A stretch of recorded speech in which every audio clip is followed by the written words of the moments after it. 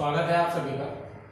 आज विद्यार्थियों हम डिस्कस करेंगे अपने चैप्टर नंबर 3 का नेक्स्ट टॉपिक, जिसका कि नाम है फर्टिलाइजेशन यानी कि निषेचन।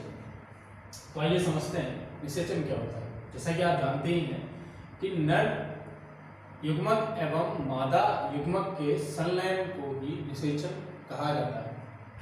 नर एवं मादा युग्मकों के संलयन को निषेचन कहते हैं।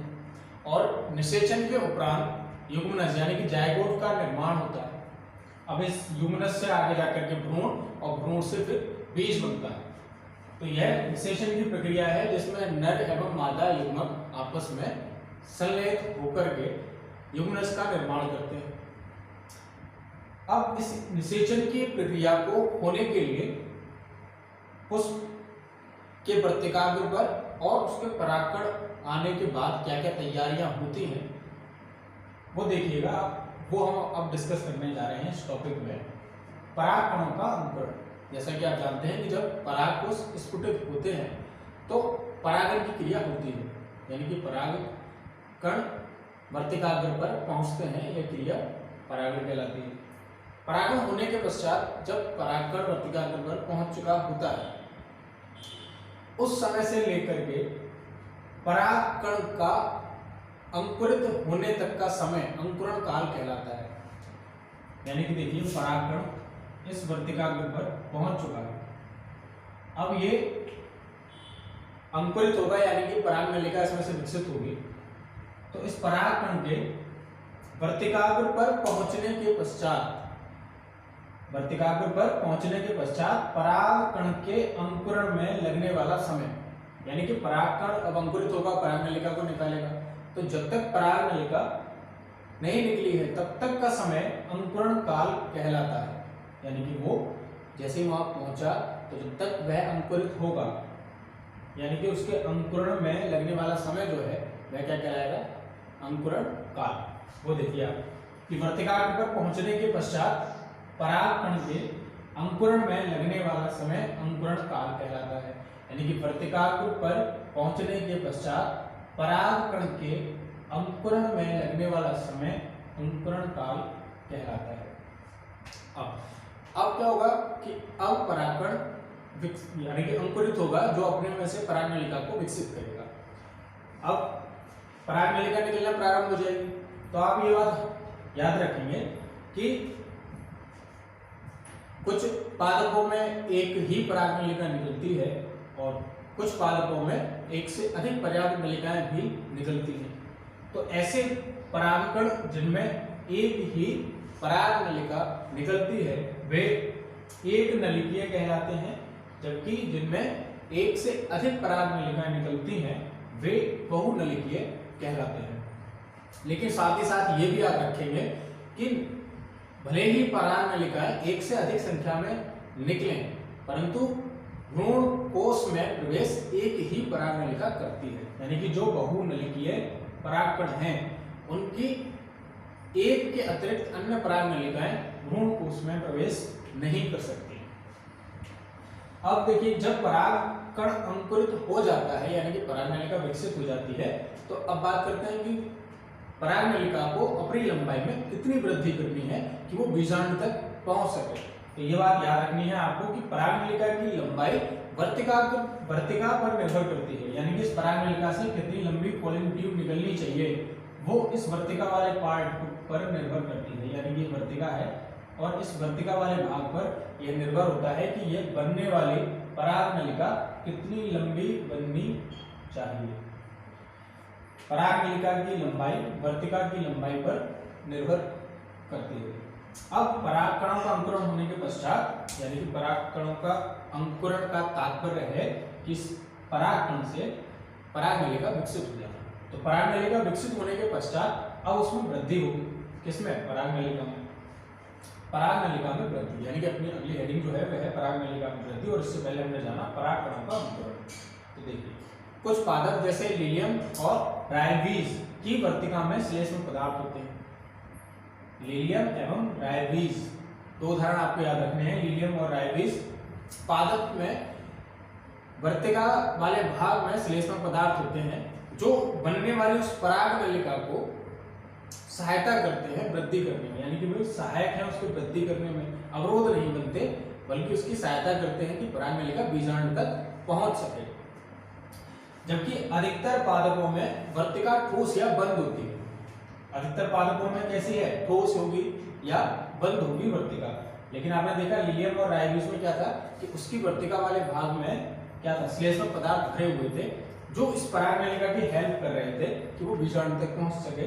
लेकिन अधिकतर पादपों की परागनलिका कैसी होती है, ठोस होती है, जिसमें परागनलिका प्रवेश नहीं कर सकती और बीजाणु तक नहीं पहुंच सकती। तो इसके लिए क्या होता है, पैक्टिनेस एंजाइम इस चीज को पैक्टिनेस एंजाइम सॉल्व करता है, यानी कि पैक्टिनेस एंजाइम उस रुकी हुई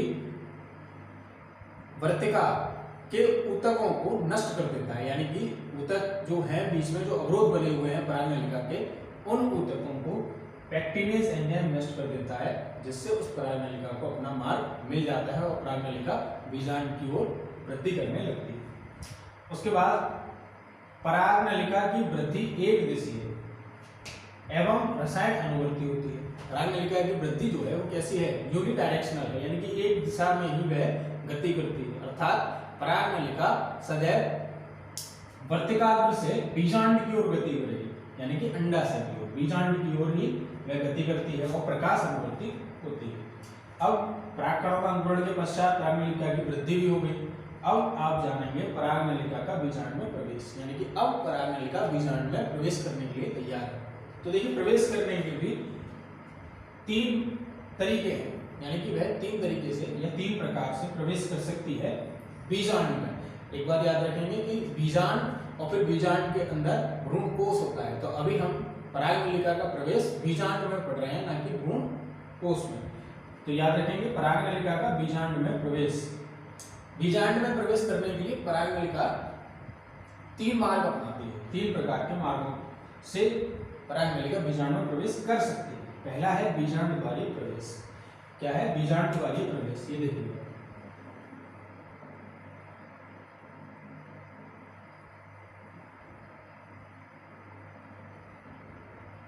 ये मान के चलिए आप, ये है बीजांड और यह है इसका बीजांड द्वार, यानी कि ये क्या है बीजांड द्वार, ये पोर्शन बीजांड द्वार है और ये है इसका निभाग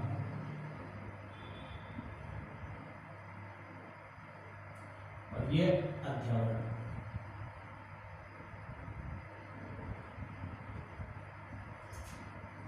अब देखिए यदि परागनलिका, जब परागनलिका विकसित हो तो वह मान लीजिए आप ऊपर से परागनलिका जो आ रही है वो ये और इस बीजांड द्वार से ही प्रवेश करे, इससे करे बीजांड द्वार से ही प्रवेश करे, तब उस स्थिति को कहा जाता है बीजांड द्वारी प्रवेश। यानी कि जब परागनलिका बीजांड द्वार से ही बीजांड में प्रवेश करे तो वह स्थिति क्या कहलाती है, बीजांड द्वारी प्रवेश।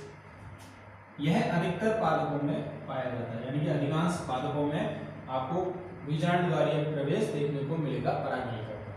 दूसरा इसका प्रभाव, दूसरा प्रकार है निभागीय प्रवेश, यानी कि इस निभाग भाग से, यानी कि जब परागनलिका इस निभाग भाग से प्रवेश करती है, यानी कि ये निभाग भाग जो है यहाँ से भी परागनलिका प्रवेश करेगी।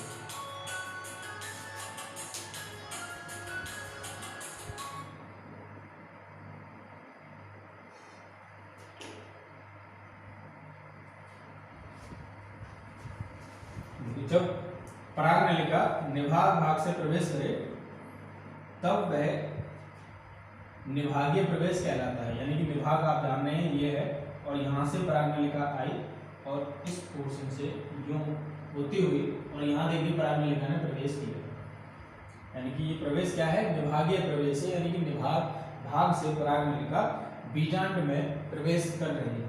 अच्छा, तीसरा इसका प्रकार है अध्यावरणीय प्रवेश। जब परागनलिका अध्यावरण को भेदते हुए, यानी कि देखिए ये अध्यावरण है, इसके बाह्य अध्यावरण और ये अंतर अध्यावरण, ये दो अध्यावरण है। जब परागनलिका इन दोनों अध्यावरणों को भेदते हुए, यानी कि इनको भेद कर परागनलिका बीजांड में प्रवेश करे, जैसे इन दो अध्यावरणों को भेद करके जब पराग नलिका इस बीजांड में प्रवेश करे तो वह अध्यावरणीय प्रवेश कहलाता है। तो आपने देखा कि बीजांड द्वारीय प्रवेश जो अधिकांश पादपों में पाया जाता था उसमें बीजांड द्वार से ही प्रवेश हो रहा था। दूसरा था निभागीय प्रवेश, जिसमें निभाग छोर से पराग नलिका विकसित होकर बीजांड में प्रवेश कर रही थी और यह कैजुलाइना और पिटुला पादप में पाया जाता है। तीसरा था अपना अध्यावरणीय प्रवेश, और यह अध्यावरणों को भेद करके कोशिका बीजांड में प्रवेश कर रही थी और यह कुकुरबिटा और पॉपुलस में देखने को आपको मिलता है। अब पराग नलिका जब बीजांड में प्रवेश कर चुकी है, अब वह इस भ्रूण कोश में प्रवेश करेगी। तो आइए देखते हैं किस प्रकार होता है भ्रूण कोश में प्रवेश। देखिए, पराग नलिका का भ्रूण कोश में प्रवेश, जिस प्रकार इसके 3 प्रकार थे, किस प्रकार से कर सकती है, उसी प्रकार 3 प्रकार इसके भी हैं। यह भ्रूण कोश में पराग नलिका किस प्रकार प्रवेश करती है।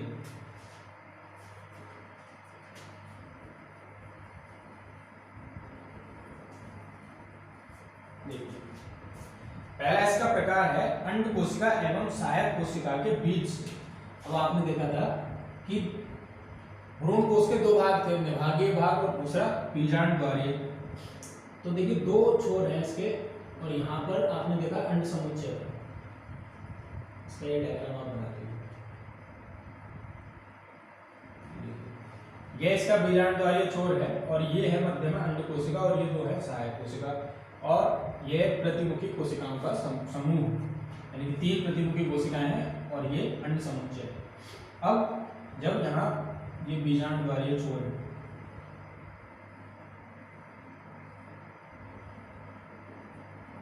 यहाँ से पराग नलिका प्रवेश कर रही है, ये पराग नलिका ने प्रवेश किया, तो पहली कंडीशन है हमारी कि अंड कोशिका एवं सहायक कोशिका के बीच से, अंड कोशिका और सहायक कोशिका के मध्य से ही प्रवेश कर सकती है, यानी कि इस प्रकार। तो ये पहली इसकी कंडीशन हुई कि भ्रूण कोश में पराग नलिका का प्रवेश किस प्रकार होता है। उसकी कंडीशन ये है कि अंड कोशिका और किसी एक सहायक कोशिका के मध्य से ये प्रवेश कर सकती है पराग कोश में। दूसरा इसका प्रकार है भ्रूण कोश की भित्ति एवं एक सहायक कोशिका के मध्य, यानी कि भ्रूण कोश की भित्ति और एक सहायक कोशिका के मध्य। तो ये देखिए कि ये है सहायक कोशिका, यहाँ से समझिए ये सहायक कोशिका है और ये है भ्रूण कोश की भित्ति। तो पराग नलिका कहाँ से प्रवेश करेगी, इसके मध्य से, यानी कि ये क्या है, इसके मध्य से प्रवेश कर रही है, यहाँ से एक सहायक कोशिका और भ्रूण कोश की भित्ति के मध्य से प्रवेश कर रही है। तीसरी कंडीशन बनती है इसकी कि एक सहायक कोशिका को भेदते हुए क्या करेगी, किसी एक सहायक कोशिका को ये भेद देगी। अब एक ही को क्यों भेद रही है, जैसा कि आप जानते हैं शुरुआती दौर में आपको बता दिया गया था कि एक ही पराग नलिका प्रवेश करती है, तो इसलिए एक होने के कारण वो एक ही इस सहायक कोशिका को भेद सकती है, चाहे इसको या दूसरी वाली सहायक कोशिका को। अब इस सहायक कोशिका को भेदते हुए वह भ्रूण कोश में प्रवेश कर जाएगी और निषेचन की क्रिया पूर्ण हो जाएगी, जिससे द्विगुणित जैगोट बन जाएगा और उससे भ्रूण फिर बीज का निर्माण हो जाएगा। तो ये था अपना फर्टिलाइजेशन का टॉपिक चैप्टर नंबर 3 में। तो प्यारे विद्यार्थियों, मिलते हैं नए टॉपिक के साथ, तब तक के लिए आप सभी का बहुत बहुत धन्यवाद। इसका स्क्रीनशॉट ले लीजिए आपको नोट्स प्रिपेयर करने के लिए।